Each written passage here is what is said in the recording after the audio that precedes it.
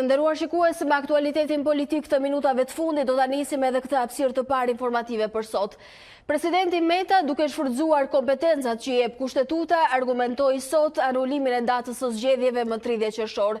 Kreu i shtetit tha se zgjedhjet pa pjesëmarrjen e opozitës do të ishin fiktive dhe cënojnë procesin e integrimit të Shqipërisë. Në kushtet aktuale, ku të dyja palët nuk gjejnë gjuhën e dialogut për të zgjidhur krizën, Meta tha se është i detyruar të ndërhyjë për të shmangur një konflikt të mëtejshëm civil. Sipas kushtetutës, pa patur një datë të caktuar nga Presidenti i Republikës, zgjedhjet e përgjithshme apo zgjedhjet për organet e qeverisjes vendore nuk mund të zhvillohen në Republikën e Shqipërisë.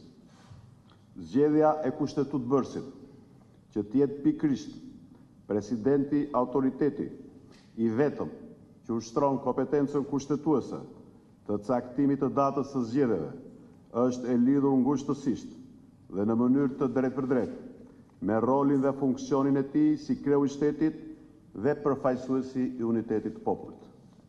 Referuar këtij roli, që është dhënë presidentit në nenin 86 të kushtetutës, kushtetutë ka vendosur që të jetë pikërisht ai organi që duhet të caktojë datën e zhvillimit të zgjedhjeve, sepse dita e realizimit tyre duhet të jetë një moment bashkimi për qytetarët shqiptar, ku ata lirisht zgjedhin midis alternativave dhe kurse kjo s'mund të jetë një ditë përçarje midis tyre. Në vlerësim të situatës që po kalon vendi dhe gjuhës urrëties që po përdorin palët politike, si Presidenti i Republikës evidentoi se ekziston rreziku real që Shqipëria të shkojë drejt përshkallëzimit të paparashikueshëm të tensionit social që mund të shkaktojë pasoja të pakontrollueshme. Si kreu i shtetit dhe përfaqësuesi i unitetit të popullit, e konsideroj këtë moment si rrezik serioz për sigurinë publike, për stabilitetin demokratik, për qetësinë dhe për paqen sociale në vend. Detyra primare kushtetuese e Presidentit të Republikës është të garantojë unitetin e popullit dhe të mbrojë vlerat dhe parimet demokratike të sankcionuara në Kushtetutën e Republikës së Shqipërisë.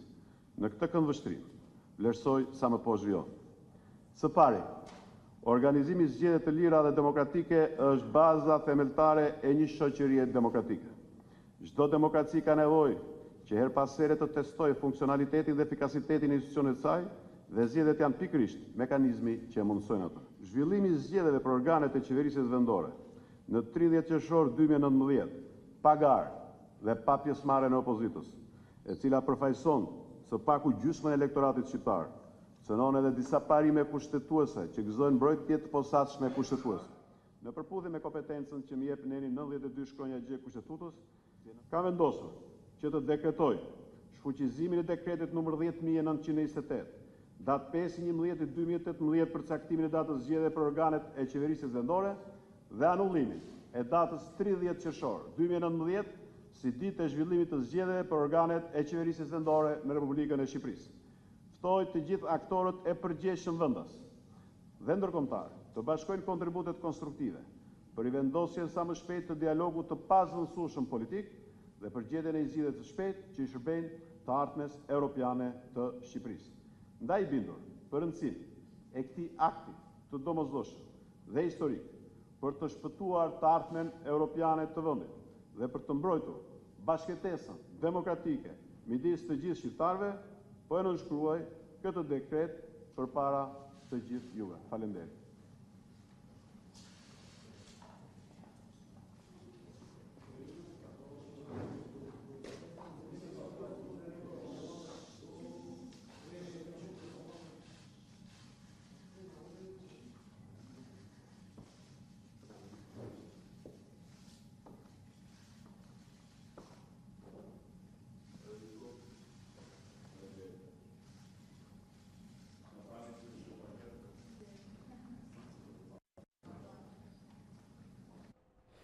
Komunikimin e vendimit të rëndësishëm për anulimin e zgjedhjeve vendore të 30 qershorit që në fakt ishte pa pyetje nga ana gazetarëve, por me një simbolik nga ana e presidentit Meta, e ka ndjekur reporteri A2 CNN, Klementina Cengullari, e cila do na sjell pak më shumë detaje nga prononcimi i presidentit, por gjithashtu edhe nga reagimet. Po, Klementina. Po Alba, juve ndoqët vetëm një pjesë nga 42 minutat e argumentave kushtetues që përdori presidenti i Republikës, zoti Ilir Meta, për të legjitimuar vendimin e tij për anulimin e zgjedhjeve të 30 qershorit përmes shfuqizimit të dekretit për mbajtjen e tyre. Presidenti i Republikës, që në 20 fjalës së tij ka kthyer një përgjigje mazhorancës e cila ka paralajmëruar se zgjedhjet do të mbahen gjithsesi në 30 qershor pavarësisht vendimit të presidentit, duke deklaruar se zgjedhje pa një datë të përcaktuar dhe firmosur me dekret nga kreu i shtetit nuk do të ketë. Megjithatë, garancia që dha presidenti i Republikës sot në komunikim ishte se data e ardhshme e zgjedhjeve, e cila nuk dihet se kur do të jetë, do të vendoset vetëm pas dakordësisë të palëve politike dhe për këtë arsye kreu i shtetit i kërkoi jo vetëm forcave politike në vend, por edhe faktorit ndërkombëtar që të angazhohen për zgjidhjen për të zgjidhur këtë krizë përmes dialogut. Zoti Meta tha se politika duket se nuk e kishte marrë shumë seriozisht paralajmërimin e tij në datën 24 maj, kur ai tha se mund të vendoste për të anuluar zgjedhjet e 30 qershorit dhe tha se prej atëherë shpalët politike nuk kishin reflektuar. Ai foli për një përpjekje të mazhorancës për të kapur institucionet dhe një përpjekje të opozitës për delegjitimimin e tyre. Po ashtu presidenti i Republikës tha se nuk mund të ketë zgjedhje në kushtet kur nuk janë të përfaqësuar partitë e opozitës që kanë elektoratin e tyre dhe njëkohësisht tha se në këto zgjedhje janë regjistruar në më shumë se gjysmën e bashkive vetëm një kandidat dhe gjithashtu kritikoi dhe le të themi vuri nën akuzë edhe pjesëmarrjen e bindjes demokratike në këto zgjedhje, duke deklaruar se ajo është regjistruar jashtë afatit në Komisionin Qendror të Zgjedhjeve, çka sipas presidentit të Republikës jep motive për të menduar se këto janë zgjedhje dhe fiktive dhe nuk mund të përmbushin detyrimin kryesor që përcakton kushtetuta, atë për të pasur më shumë se sa një alternativë. Për ndryshe, tha presidenti i Republikës, do të ktheheshim tek vendet jo demokratike, të cilat nuk kanë zgjedhje, por kanë vetëm votime. Megjithatë, argumenti kryesor i presidentit të Republikës ishte fakti se ai është përfaqësues i unitetit të popullit dhe se ai edhe në cilësinë e kryetarit të Komisionit të Sigurisë Kombëtare kishte të dhëna se ka rrezik serioz për tension civil pikërisht në ditën e mbajtjes së zgjedhjeve, duke çuar kështu në një ditë konflikti dhe jo në një ditë zgjedhje, tha presidenti i Republikës. Po ashtu ai solli në vëmendje edhe vitin 2007 dhe vitin 2017 precedentët kur është marrë vendimi për të shtyrë datën e zgjedhjeve si një argument shtesë për vendimin e tij për të anuluar 30 qershorin. Presidenti i Republikës sigurisht kishte zgjedhur edhe në mënyrë vizive që të bënte aktin formal të firmosjes le të themi të dekretit që shfuqizonte 30 qershorin, duke e firmosur atë përpara medias dhe e mbylli komunikimin me gazetarët, duke bërë gjithashtu edhe shqiponjën dukrenare me duart përpara gazetarëve, le të themi për të vulosur argumentin kryesor atë të unitetit të popullit. Ajo çfarë pritet tashmë është qëndrimi i mazhorancës se si i lexon ajo këto argumenta, por gjithashtu pritet edhe lëvizjet të tjera të presidentit të Republikës, referuar faktit nëse ai do të kërkojë një takim me partitë politike në vend, sikurse dhe me përfaqësitë diplomatike në vendin tonë, të cilat deri në këtë momente nuk kanë reaguar për vendimin e presidentit për të anuluar 30 qershorin.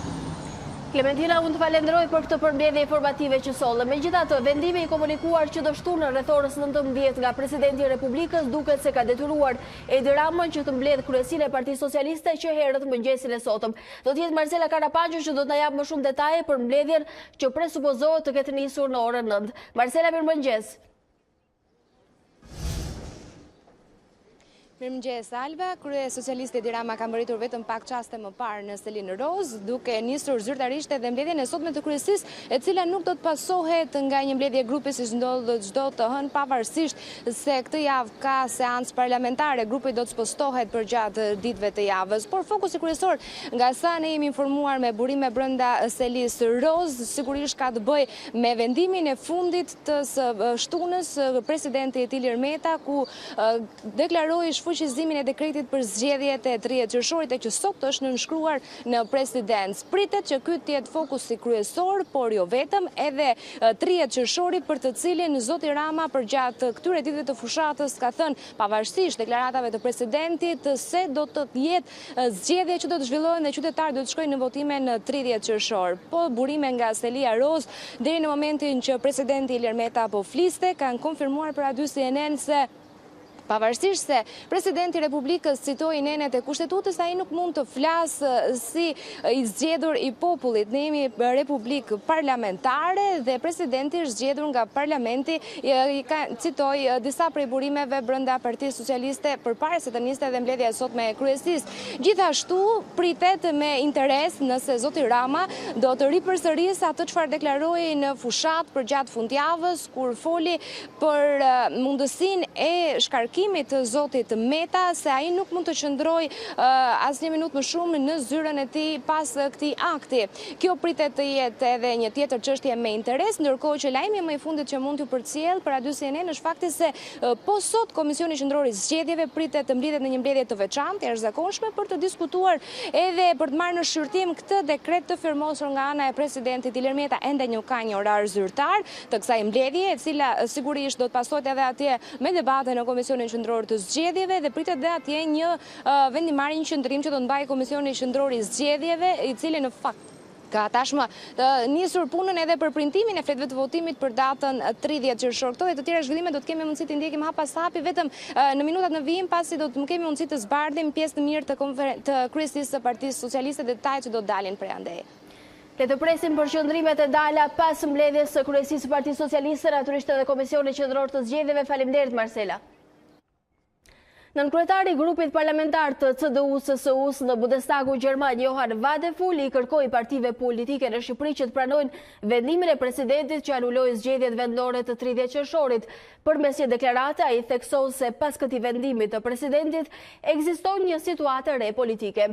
Të gjitha palët tani duhet të kërkojnë rrugën e pajtimit, këtu përfshihen zgjedhje lokale demokratike me disa kandidatë të mundshëm. Kjo presupozon që të gjithë ta pranojnë vendimin e presidentit dhe pastaj të marrin pjesë në garën politike, vazhdon deklarata e parlamentarit gjerman. Çdo gjë tjetër do të ishte jo europiane dhe do t'i forconte në mënyrë të panevojshme dyshimet mbi dobinë e një procesi të aderimit. Kështu do të krijohej një bazë re për një bashkëjetesë paqësore mes konkurrentëve politik, shkruan deputeti gjerman Vadeful në reagimin e tij. Pak ditë më parë ishte takuar me presidentin Meta gjatë vizitës që kreu i shtetit zhvilloi në Berlin.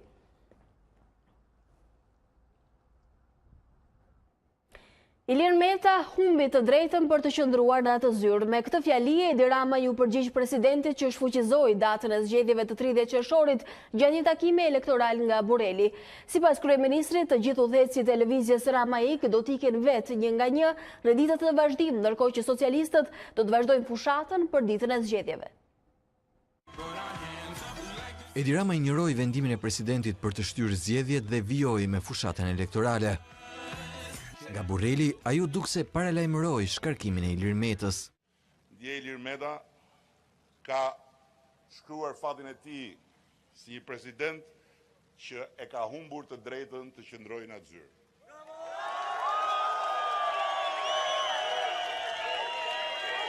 Ajo që po ndodh, po është në zhvillim e sipër, do ta shikoni deri në fund. Është që të gjithë ata që udhëheqin lëvizjen Ramaik do ikin një nga një vetë. Kryeministri pohoi se zgjedhjet do të mbahen më 30 qershor, datë që sipas Ramës do të shënojë fatin e rivalëve të tij.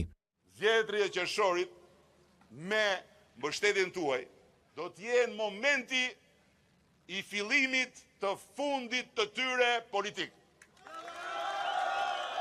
Rama pohoi se ka një përpjekje për ta çuar vendin në konflikt, por sipas tij arsyeja nuk qëndron te zgjedhjet për bashkitë. Kjo bëhet sepse kërkohet një pazar i madh për të varrosur reformën drejtësie. Përgjimet e publikuara në media me protagonistë zyrtar të lartë socialist, Rama i quajti një film. Dhe dje ju pat një epizod të filmit tek akti që bëri ai që është presidenti i Republikës.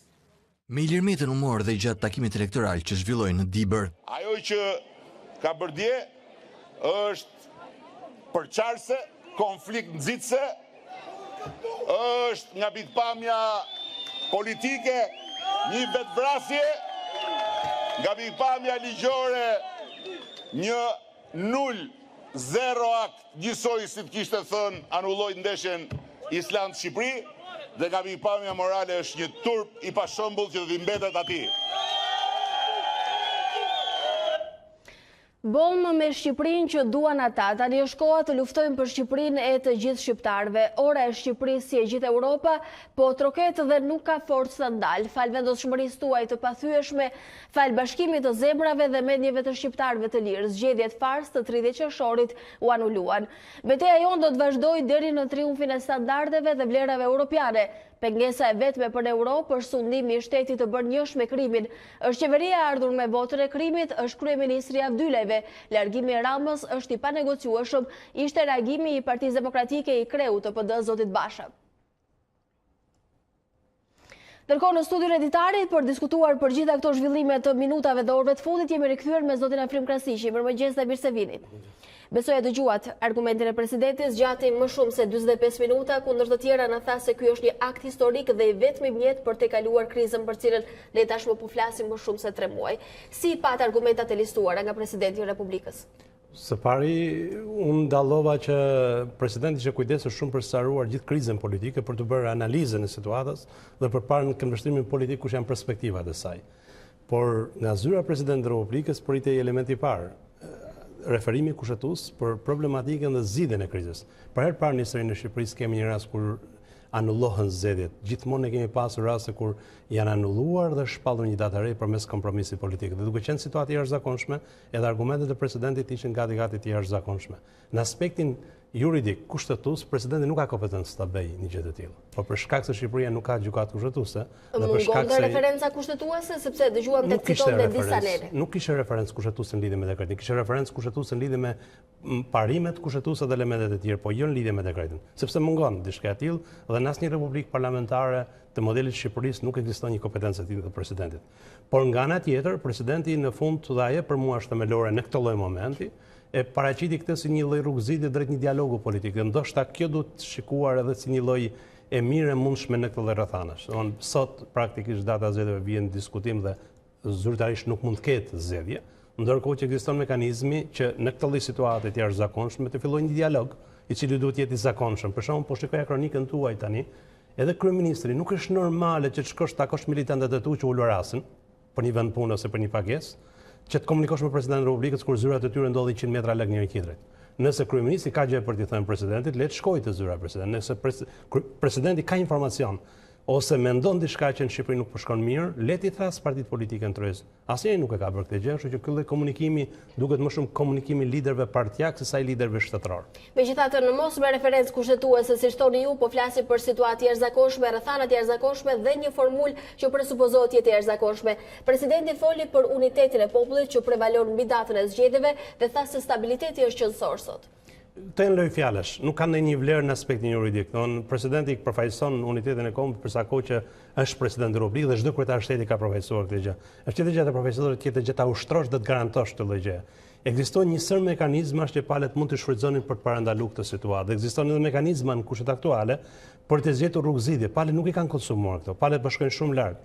Për shembull, analiza e presidentit ju thash ishte shumë korrekte dhe shumë e detajuar në aspektin politik dhe rreziqet. Por për shembull i mungoi elementi kritikës ndaj opozitës. Është e vërtetë që zgjedhjet janë një partijake dhe nuk kanë sens, por nga ana tjetër askush nuk e ka refuzuar palët për të marrë pjesë në zgjedhje. Dhe kjo nuk ka sens. Pra jemi tek elementi vetë përjashtimit të opozitës. Është një lloj akti politik. Dhe opozita ka kërkuar diçka më të madhe, nuk është marrë me zgjedhje lokale. Ka kërkuar gjithë adresimi i saj nuk lidhet me zgjedhje lokale, lidhet me kryeministrin dhe me mandatin e parlamentit, nuk lidhet me mandatin e kryetarëve bashkive.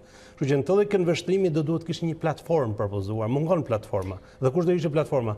Pse duhet diskutojmë kur marrën mandati i kryetarit bashkisë, da duhet bëjmë zgjedhje lokale, kur në kushtet aktuale vendi ka hyrë në krizë thellë dhe deklarata e presidentit në fakt mund të jetë qelës për shkuar drejt dialogut, por e thellon krizën, sepse sot nuk kemi një institucion garancie. Në kushte normale do duhet që gjitha këto argumente që i tha presidenti paraqitet para gjykatës kushtetuese. Edhe kryeministri paraqes argumentet e veta dhe gjykata kushtetuese të marrë vendim. Kur s'kemi gjykatë kushtetuese, kur s'kemi gjykatë kushtetuese, çdo lloj tentative. Imagjinoni sikur parlamenti të vendosë që të shqyrtojë dekretin e presidentit kur nuk ka kompetencë për ta bërë këtë gjë. Praktikisht do ishim një avancim të krizës një situatë shumë më të jashtëzakonshme që do lindte ndoshta të drejtë e presidentit për të vazhduar situatën e jashtëzakonshme për të marrë akte ndaj parlamentit që nuk kanë sens kushtetues, por në Shqipërinë tonë gjithçka ndodh kur liderit politik diskutojnë në fund fare të ardhmen e tyre politike. Duket sikur teknikisht kriza tashmë po vendosin njëra tjetrën. Po vendosin dhe i duken pa zgjidhje, atë tentativa e mbrëmshme e qeverisë për shkuar në gjykatë administrative është jashtëzakonisht e sforcuar. Nuk mundet që një krizë kaq e madhe politike ta trajtosh si akt administrativ dhe ti bësh presion sa gjyqtarëve për të marrë një vendim për të legjitimuar një palë zgjedhje që s'kan sens. Janë zgjedhje para nisërinë e Europës me një kandidat. Kështu që gjitha palët duhet mësonin nga kjo situate për të reflektuar dhe për të parë nga një hap pas dhe për shkuar drejt një dialogu politik. Ne sot kemi praktikisht në mëngjes është lajmëruar mbledhjet e partive politike, në vijim do ketë mbledhje me ambasadorët, do ketë takim të ambasadorëve, do ketë ndërthyrje sot të disa delegacione ndërkombëtare, nesër do ketë një grup mall nga Parlamenti Gjerman që do jenë në Shqipëri. Por me shumë zhvillime. Me shumë zhvillime, por për Shqipërinë duket si një telenovele parë. Është fatkeqësi e madhe që tuaj sjell edhe një herë në vëmendje, presidenti kishte referenca 2 data, 2 vite praktike për sposimin e datës së zgjedhjeve, 2007 dhe 2017. A vlen këto për situatën dhe kushtet aktuale? Nuk janë raste referuese. Të njëra prej tyre jam vetë që jam marrë me detaje për atë datë zgjedhore. Kemi të bëjmë një debat të besimit midis palëve dhe i kompromis të besimit midis palëve. Dhe palët në moment e fundit rënë dakord për shtyrë zgjedhjet brenda afatit kushtetues. Dhe kjo lidhet me zgjedhjet e vitit 2006-2007, shtyrja që ndodhi në 2007. Në rasti i zgjedhjeve të kavajit nuk mund të merret si pikë referimi. Bëhet fjalë për një bashki dhe nuk mund të merret ajo si standard demokracie në Shqipëri. Dhe ajo në këtë rast kishte një kompromis politik dhe ndërkombëtar. Po ashtu në rastin e zgjedhjeve 2017 kishte një kompromis politik dhe ndërkombëtar. Dhe në 2 rastet kemi pas partitë politike që bënin një deklaratë dhe shkonin te presidenti i Republikës dhe i kërkonin zoti president, kemi rënë dakord palët dhe ju lutem shtyrni zgjedhjen në raport me këtë. Kështu që nuk është precedent i tillë për të referuar në rastin konkret president i Republikës. Ky është një akt thellësisht politik. Por argumentet që përmendi presidenti, pjesa më e madhe e tyre qëndrojnë. Të qëndrueshme. Duke shkuar përtej listimit e argumenteve nga presidenti, a besoni se do të shërbesë një rrugë zgjidhje që palët të përafrohen duke mos parë rrugë të tjera? Jo, frika ime është krejt tjetër. Frika ime që është presidenti më shumë luajë rol politik sa presidencial. Dhe ky është një mesazh që adresoi dhe palëve politike në lojë. A do të mund të përdoret? Si e tillë palët më shumë po interesohen çfarë do ndodh me PS-n në zgjedhjet e ardhshme, me PD-n në zgjedhjet e ardhshme, me LSI-n në zgjedhjet e ardhshme, sa çfarë po ndodh me shtetin sot. Dhe për këtë arsye nuk kanë interes edhe vetë për të involvuar shpejt një zgjedhje shpejt. Interesi i palëve shkojti kundërt. Rama kërkon me insistim të bëjë zgjedhje dhe për të treguar pushtet dhe forcë, gjë që praktikisht pavarësisht kontrollit plot që ka mbi pushtetin në rastin konkret është i dëmtuar dhe nuk arrin dot ta bëjë. Nga ana tjetër opozita dhe në këtë rast presidenti Republikës janë të interesuar për ta zgjatur shumë më shumë këtë lloj krize në mënyrë që e gjithë paketa e zgjidhjes të përmbledhë edhe zgjedhje parlamentare, jo vetëm thjesht zgjedhje lokale dhe ndoshta diçka më shumë, ndryshim kushtetues, ndryshim sistemi zgjedhor dhe element tjerë, të cilët mund të përbëjnë një paketë besimi për vitet e ardhshme. Megjithatë, ajo që bën impakt në orët e fundit është se një aktor i rëndësishëm i politikës gjermane, Vadeful, i cili ka ndërhyrë shpesh javët e fundit në krizën politike, tha se duhet pranuar vendimi i presidentit në mënyrë që palët të gjejnë rrugë zgjidhje dhe vendi të kthejë stabilitetit, madje përmendi edhe si kusht pothuajse për rrugën e integrimit të Shqipërisë. Unë jam ndjen një deklaratës tij dhe kam pasur rastin disa herë të takoj për të biseduar për Shqipërinë dhe e di që është një nga njerëzit më të mirë Shqipërisë dhe e di që është person në kontakt me çdo parti politike në Shqipëri. Kështu që është shumë i informuar për zhvillimin e Shqipërisë. Në çdo mendje e qetë, e zgjuar, profesionale dhe vizionare, këtë këshill do jepte. Që palët duhet ta përdorin momentin një për të nxitur militantët kundër njëri tjetrit dhe për kërkuar klauzola për të bllokuar këmbët, për të arzuar njëri tjetrin, por për të bërë një dialog politik që të çon të zgjidhja. Dhe dialogu politik duhet bërë rrallë parë midis kryeministrit, presidentit dhe kryetarit të opozitës. Se si mund bëhet kjo me negociatë ndërkombëtar, indirekt me përfaqësues, me mbledhjen e Këshillit të Sigurimit Kombëtar, me mbledhjen e turezës partive politike, element tjerë, ne kemi pas praktikat të kaluara, ekzistojnë të mekanizma dhe mund vinë përsëri në funksionim, por të demonstrosh forcë, të komunikosh me njëri tjetrin përmes ekranët televizive nuk ke zgjidhur asgjë, përkundazi kriza vagon shumë më tepër dhe nuk ka turist në Europë që kur shikon skena të tilla vendos për të ardhur për kaluar pushimin në Shqipëri. Megjithatë, Vadeful, ditët e fundit ka takuar zotin Basha, Sandër Leshajn, e Tilda Gjonin, madje edhe vetë presidentin e Republikës. A besoni se ka pasur një indicje, sepse u rikujtoi se disa prej argumentave të thëna në reagimin e Vadeful ishin të përdorura sot edhe nga presidenti i Republikës, duke nisur nga çështja e integrimit dhe rrugës europiane të Shqipërisë. Imagjinoni veten që jeni politikan gjerman dhe t'ju vinë 7 delegacione nga Shqipëria, 4 kundër 3-ve. Dhe 4 t'ju vinë t'ju thonë ata 3 janë negativ, janë e keqja e Shqipërisë, ne jemi pro-europian dhe ana sjelltas. Kjo është qesharake për Shqipërinë, nuk është serioze për Shqipërinë dhe është treguesi i mungesës së plot të vizionit dhe përgjegjësisë politike. Dhe nga ana tjetër është një të vendosi miqtan në një pozitë shumë vështirë, sepse ne po ju kërkojmë atyre të na zgjidh problemet që kemi krijuar vetë, pa bërë vetë asnjë hap pas. Kështu që Këshilla Gjermane ka qenë pothuajse përhershme, që palet, nga ana tjetër mos harroni që Gjermanët ishin para që denoncuan deri diku dhe vendimin e opozitës për dorëzimin e mandateve. Dhe ka qenë zgjidhja që mos shkoni kurrë në ekstrem, gjithmonë lini derë hapur dhe gjithmonë filloni një dialog. Ndoshta është rasti për ta bërë, dhe unë nuk shoh një lloj diskordancë midis amerikanëve dhe gjermanëve në rastin konkret në lidhje me rrugëzitjet politike. Ekziston një lloj dallimi në mjetet politike apo në raport me personazhet caktuara politike, po jo në raport me nevojën për dialog dhe për një zgjidhje kompromisi politik. Ne dëgjuam zotin Rama ishte në Berat në momentin që publikisht ju komunikua fakti se presidenti kishte shtyrë dekretuar datën e zgjedhjeve dhe garantoi se zgjedhjen në 30 qershor do të kishte në një komunikim të drejtë për drejtë. Më pas nga Borrelli foli edhe për mundësinë e shkarkimit të presidentit. Si shihni këto reagime të para? E para, zoti kryeminist duhet lexoj kushtetutën e Shqipërisë dhe nga gjitha deklarimet që unë shoh tregoj që nuk e ka lexuar, e ka me thënë dhe me dëgjuar. Nuk e ka lexuar. Presidenti nuk shkarkohet dot nga mazhoranca dhe sikur t'i ketë 140 deputet, përsa kohë që Shqipëria nuk ka gjykatë kushtetuese. Pra, nuk është çështje numrash më. Nuk është çështje numrash, është çështje parimi dhe çështje ndarjes pushteti dhe askush më mirë se kryeministri nuk duhet ta di këtë gjë. Kështu që çdo lloj tentative e tillë është jo vetëm që nuk ka vlerë, por paktën kryeministri duhet jetë i kujdesshëm dhe duhet të kërkojë falje shqiptarëve. Pse ka pranuar të zgjedhë president me një kandidat, një individ, të cilën sot ai betohet nga mëngjeset e ndarë që do ta shkarkojë. Nuk mund trajtohet shteti si tillë, si tepsi, siç ai ka deklaruar, duke ndarë pjesët dhe i ditë bukur kur palët kanë mosmarrveshje të thuash kjo është fatkeqësia të kërkosh alibi. Në politikë ka përgjegjësi, nëse ti gabon duhet të marrësh përgjegjësi dhe kryeministri është pjesë e përgjegjësisë. Kjo është një retorike mbërthyer politikisht edhe në këto orë vendimtare për është për të dhënë shimë militantëve. Partia Socialiste praktikisht është pa një opsion zgjidhje. Është një pozitë vështirë politike dhe diplomatike. Vërtet është shumë përpara opozitës në raport me legitimitetin e zgjedhjeve vendore dhe konkurimit, zbatimit afateve etj. Por Partia Socialiste ka bërë gabimin e pafalshëm një mazhorancë, duke qenë mazhorancë nuk ka ofruar asnjë paketë zgjidhjes politike deri tani përveç se denigrimin e palës tjetër. Edhe deklarata e tij që do largohen të gjithë një nga një dhe unë do qëndroj është absurde, është deklarata e shekullit 18. Megjithatë, çfarë ka në dorë dhe çfarë mund të presim nga kryeministri dhe mazhoranca qeverisë në këtë moment? Ata mund të përdorin institucione caktuara, siç është gjykata administrative apo element tjerë ose komisioni qendror zgjedhje për të imponuar zgjidhje të sforcuara që nuk sjellin asnjë lloj zgjidhje reale për Shqipërinë. Derisa palët shkojnë dialog, por unë nuk pres që në 30 qershor të ketë zgjedhje në Shqipëri dhe palët tashmë kanë kuptuar dhe duhet mendojnë diçka një zgjidhje shumë më të madhe se sa çështja e zgjedhjeve lokale dhe parlamentare. Cila do të ishte zgjidhja më e madhe, sepse nga ana tjetër ka një pikpyetje tashmë edhe qendrimin me opozitës për zotin Basha, i cili vazhdon të këmbgul për largimin e kryeministrit. Ju po thoni se palët janë pothuajse të detyruara të ulen në dialog. Si mund të ndodhi këto në këto kushte kur të dyja palët mbajnë të njëjtat qendrime të cilat i kanë pasur që në krye të herës? Një paketë ndërkombëtare si në rastin e Maqedonisë. Kjo është zgjidhja vetëm, kemi thënë që ditën e parë të punës.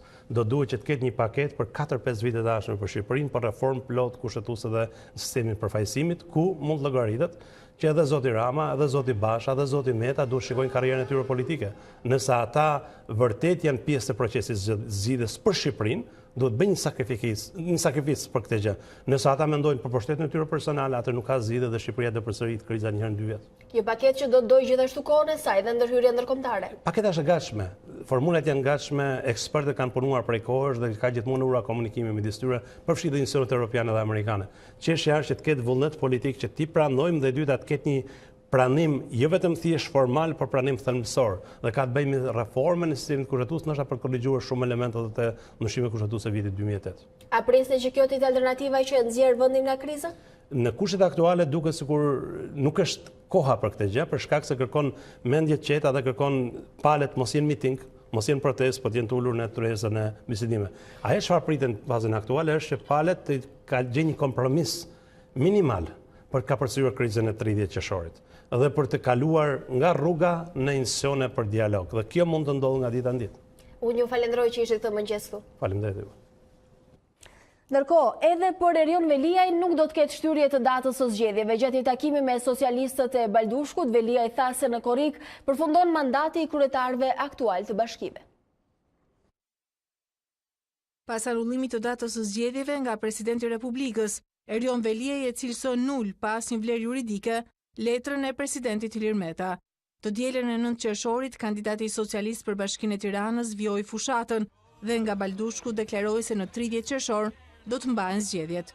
Në qoftë se këta do ta marrin njëri tjetrin me gajret, edhe me serume, edhe të çojnë letra nul që s'kan pik vlere juridike, të çojnë letra nul që s'kan pik vlere morale, të çojnë letra nul si letra vetvrasje politike, këta le t'ja çojnë njëri tjetrit. Në datë 30 qershor, i madh dhe i vogël në Tiranë do të shkojë në votime siç i kërkon Kushtetuta e Shqipërisë. Ndaj Veliaj u shpreh se zgjedhjet në fund të qershorit janë detyrim kushtetues, ndërsa në fillim të korrikut përfundon mandati kryetarëve aktual të bashkive. Veliaj kishte një mesazh edhe për Ilir Metën, pas anullimit të datës së zgjedhjeve. Nëse në datë 30 qershor mendon presidenti që s'do ketë zgjedhje, datë një korrik do dalë ai të pastroj plerat. Në qoftë se në datën 30 qershor sipas si s'do ketë zgjedhje, në datë 1 do i jepi presidenti shofer autobusi. Do japi ai autobusëve në Tiranë. Se mandati i mbaron. Qofse në datën 30 qershor nuk do ketë zgjedhje sipas menjes tyre, do jetë presidenti që do hapi varret, se dum 10 veta në ditë ndrojnë jetë dhe duhet vazhdoj puna dhe atje. Familjet tona, jo për partitë e tyre. Veliaj komentoi protestën e opozitës dhe qëndrimin e Lulzim Bashës. Mu pështiros televizori, ku shikoja një njeri që ka bërë gjithë familjen me shtetësi tuaj, që bënte ato flatrat e shqiponjës. Kur këndon himnin me zërin e ngjirur, pasi ka lënë pasaportën me dëshirë të shtetit shqiptar, njerëz që vinë në Shqipëri si turist për vizit, vetëm për të marrë pushtet, për të vënë dhjam, për të shkatruar kur janë opozitë dhe për të shkatruar dhe vjedhur më shumë kur janë pushtet. Nuk ka kthim mbrapa në datën 30 qershor. Erion Velia i bëri apel edhe elektoratit të djathtë që në 30 qershor të shkojnë në votime për të vazhduar sipas tij projektet për zhvillimin e kryeqytetit. Koordinatori i Bindjes Demokratike Asrit Patozi deklaroi se vendimi i presidentit Meta për të shfuqizuar zgjedhjet e 30 qershorit shkon kundër kushtetutës, kundër precedentit, por edhe kundër logjikës më minimale. Sipas Patozit, çështja është thellësisht politike dhe lidhet me deklaratat e zyrtarit të lartë të Washingtonit, Matthew Palmer. Diplomati amerikan prishi qetësinë e presidentit dhe zgjoi reagime radikal të tij, thot Patozi, përmes një statusi në Facebook, të cilin e shoqëron duke postuar edhe një foto të të shtetit me zëvendësnim sekretarin e shtetit Matthew Palmer. Patozi gjykon se kjo është një arsye më shumë përse shqiptarët duhet të shkojnë në zgjedhje dhe të votojnë në 30 qershor. Bankomati i një banke të nivelit të dytë është vjedhur në orët e para të mëngjesit në Durrës. Raportohet se ngjarja ka ndodhur në lagjen numër 14 të Durrësit, ku persona të panjohur kanë marrë paratë që ndodheshin brenda në pajisje dhe janë larguar. Policia është njoftuar në orët e para të mëngjesit, kur banorët të zonës kanë parë xhamat e thyer dhe pajisjen e shkatruar gjatë natës. Pagjumësia e drejtuesit të automjetit shkaktoi një aksident me pasojë plagosjen e 2 anëtarëve të familjes. Ngjarja ndodhi mëngjesin e kësaj të dielën në rreth rrotullimin e 5 heronjve në Shkodër. Nënë e Big nga Fieri u dërgua në spitali rajonal pasi mbetën të plagosura, kur makina me të cilën ato ktheheshin nga mali i zi doli nga rruga dhe përfundoi në kanal. Gjendja e tyre shëndetësore tashmë është jashtë rrezikut për jetën.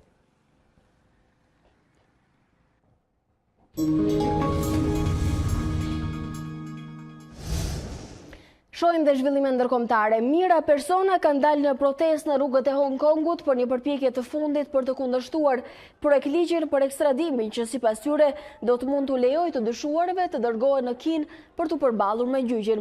Sipas organizatorëve, ky është tubimi më i madh që organizohet në vend që prej vitit 2003. Në protestë marrin pjesë rreth 500.000 qytetar, ndërsa për sigurinë në terren janë dislokuar 2.000 oficer policie. Protestuesit kërkojnë që qeveria të tërhiqet nga ajo që ata e quajnë ligji i djallit. Në sheh solidaritetin në një marshim protest për të njëjtën çështje kanë dalë edhe qytetarët e Sydney. Kandidati për lidershipin konservator në Britani pranon se ka qenë përdorues kokaine 20 vite më parë. Michael Gove theksoi se ndihet shumë i penduar për këtë. Në një prononcim për Daily Mail, ai tha se ka marrë drogë në disa evente sociale gjatë kohës që ka punuar si gazetar. Sekretari britanik për mjedisin kërkon që gabimi së shkuarës të mos pengoj garën e tij për drejtimin e qeverisë dhe Partisë Konservatore. Antarët e kësaj force politike do të votojnë për të zgjedhur liderin e ri pasi Theresa May dha dorëheqjen nga postet që mbante. Kryeministri i ri pritet të zgjidhet në fund të muajit korrik.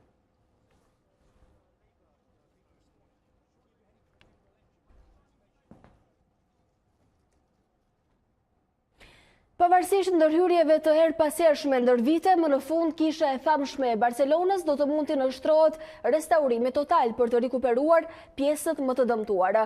Rekonstruksioni në kishën e ndërtuar në vitin 1882 e projektuar nga arkitekti spanjoll Antoni Gaudi pritet të zgjasë rreth 7 vjet.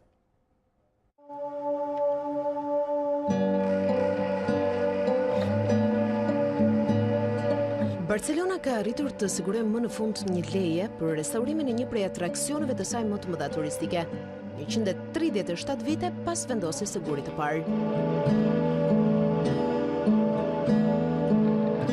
Kisha e arkitektit Antoni Gaudi, apo siç njihet La Sagrada Familia, ka arritur të marrë këtë fundjavë licencën e nevojshme për të nisur menjëherë punimet për restaurimin total të saj, fillimisht në pjesët më të dëmtuara, punimet të cilat do të vijojnë deri në vitin 2026. Ende specialistët mbeten të habitur se si kjo kishë dizenjuar nga arkitekti spanjoll Antoni Gaudi në vitin 1882, kur nisën edhe punimet për ndërtimin e saj, deri më sot nuk kish marrë dot lejen për këtë ndërhyrje. Kisha do të rinovohet për 7 vitet e ardhshme, për të përfunduar në 2026-ën, që përkon edhe me 100 vjetorin e ndarjes nga jeta të vet Gaudit. Vetë Bashkia e Barcelonës do të paguajë shumën 4.6 milion euro për restaurimin e kishës. Rreth 4.5 milion turist vizitojnë çdo vit La Sagrada Familia, pavarësisht të rikonstruksionit në të gjithë godinën 137 vjeçare. Arkitektët e rinj do të ruajnë në detaje ndërtesën unike, edhe me elementet që u shkatëruan gjatë zjarrit të vitit 1930. Ndërsa kombëtarja Kuqezin nuk ka humbur kohë pas humbjes së Island, duke vijuar përgatitjet për takimin ndaj Moldavisë. Kontingjenti i lojtarëve ka qenë i njëjtë, ndërsa lajmi i mirë për trajnerin Edi Reja është rikthimi i Mërgi Mavrajt. Mbrojtësi shtatlart ka rënë pas pezullimin me karton dhe do të jetë i gatshëm për ndeshjen e radhës. Moldavia nuk do të ketë në dispozicion ndaj Shqipërisë lojtarin më të rëndësishëm dhe njëkohësisht kapitenin e skuadrës, mesfushorin Artur Jonita, i cili u ndëshkua me karton të kuq në takimin ndaj Andorrës. Shqipëri-Moldavi luhet këtë martë në orën 20:45 minuta në Elbasan Arena.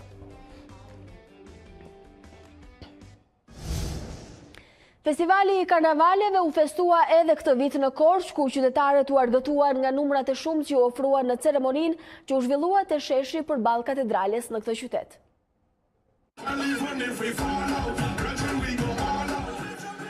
Ashtu si çdo vit, qytetarët e Korçës u mblodhën për karnavalet, festën tradicionale të krajinës së Juglindjes. Gjithçka u organizua në sheshin përballë katedrales, ku fillimisht pëllumba dhe tullumbace u lëshuan në qiell. Turizmi që ka marrë hovë në Korçë promovohet vazhdimisht.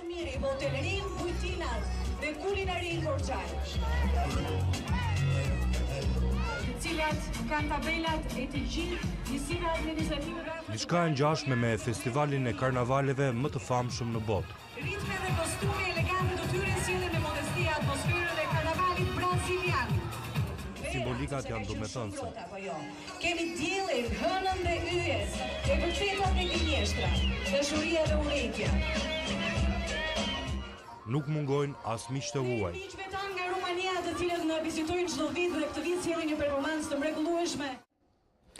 Varka shumë ngjyrshë mbushën kanalet e Venecias. Maratona vjetore e varkave me rrema joshi me mijëra turistë dhe vendas, 8.000 pjesëmarrësit në garë. Garues nga çdo cep i globit morën pjesë në një prej kompeticioneve më të veçanta në Venecia, Vogalonga. 8.000 pjesëmarrës si profesionistë ashtu edhe amator mbushën kanalet e Venecias në maratonën e varkave me rrema, e krijuar në 1987 për të rritur ndërgjegjësimin mbi problemin e valve që kërcënojnë qytetin lagun. Përgjatë viteve numri i varkave dhe i garuesve është rritur ndjeshëm dhe çdo kush mund të zgjedhë të marrë pjesë në kompeticion me lloje të ndryshme varkash me rrema.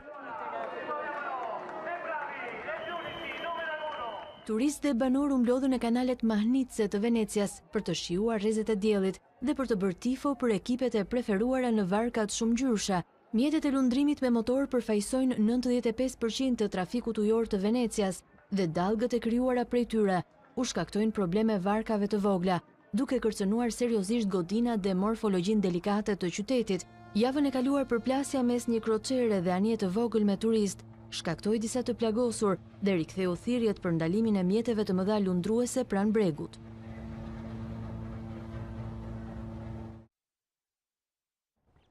Nga Partia Socialiste është Elisa Spiropali në një komunikim për mediat e ndjekim. Ne vendosëm që Partia Socialiste t'i bashkohet fondit të solidaritetit për banorët e prekur nga tërmeti në qarkun e Korçës dhe konkretisht të alokoj një fond për 70 milion lekësh të reja këtij fondi.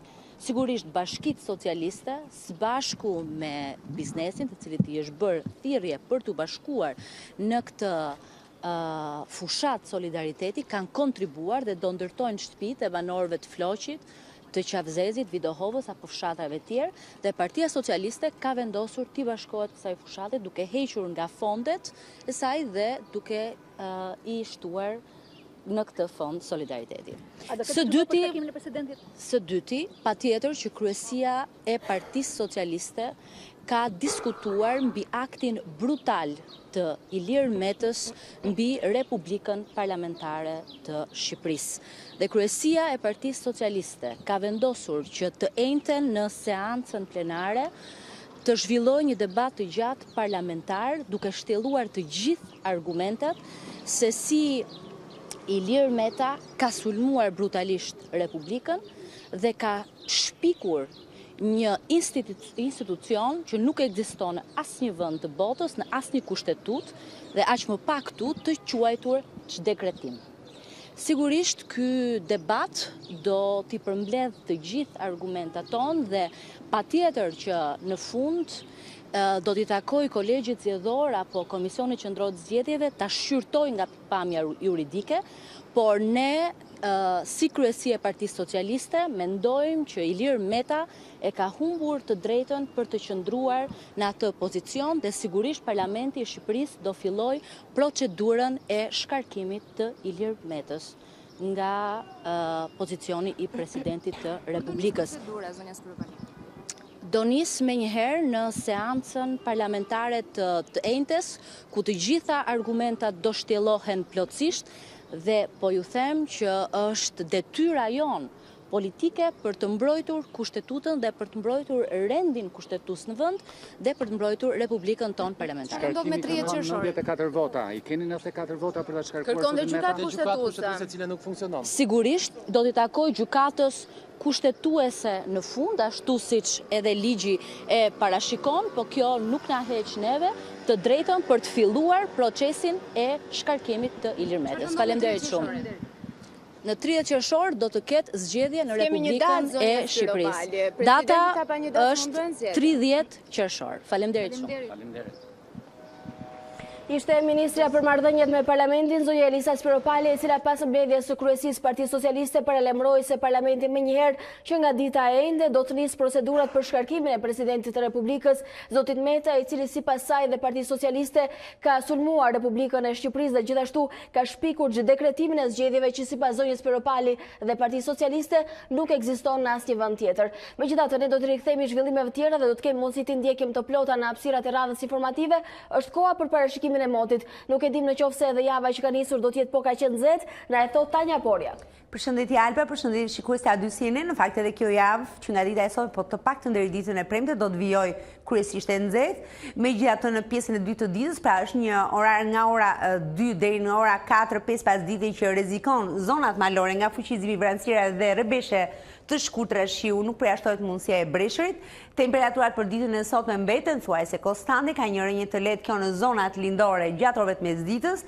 Megjithatë deri ditën e premte temperaturat do të luhaten gjatë mëngjeseve nga 10 gjatë mëngjesit në zonat lindore deri në 14 apo 18 gradë Celsius në zonat e ultërsirës. Gjatë mesditës kemi temperatura 28 deri në 31 gradë Celsius në zonat malore, por temperatura deri në 33 apo 34 gradë Celsius në zonat e ulëta. Këto janë vlerat termike të cilat do të na shoqërojnë gjatë gjithë javës. Theksoj që gjatë pas orëve të mesditës kemi një fuqizim të vranësire, kjo në zonat malore, ku do të ketë rrebeshje të shkurtra dhe nuk përjashtohet mundësia e breshit. Ky është informacioni i përgjithshëm për javën për dhe detaj për ditën e sotme që është kryesisht motikthjellët në 90% të territorit shqiptar, Alba.